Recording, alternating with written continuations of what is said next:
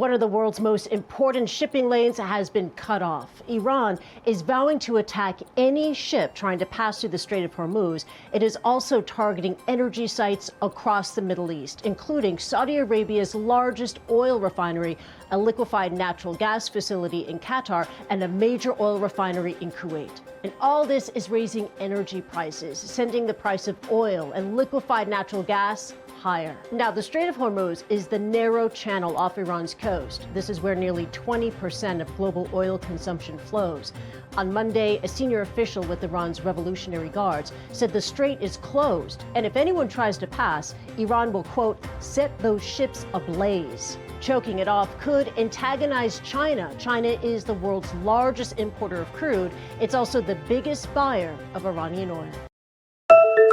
Those drones have continued to fly overhead. The vast majority of them have been targeting an area over behind me there to the right. That is where the Erbil International Airport is. That's also where the air base is, which is one of the last places that there is still a U.S. troop presence. Last night there was also an attack on another air base just outside of Erbil. Not clear if there were any U.S. service members there. We have seen at least 2 drone strikes on Iranian Kurdish militia headquarters. Now, there are a number of Iranian Kurds who have been in this country for 40 years.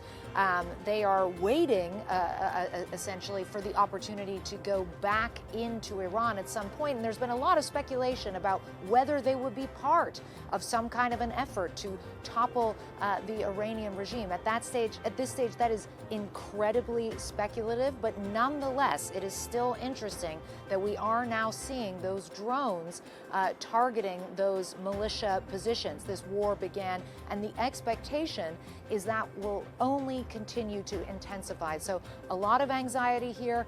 Obviously, you've heard those orders for Americans in a number of different countries to quickly leave these countries as quickly as they can. But as you probably understand, Kate, that is simply impossible for most people. The airport here is closed. The airport in Baghdad is closed.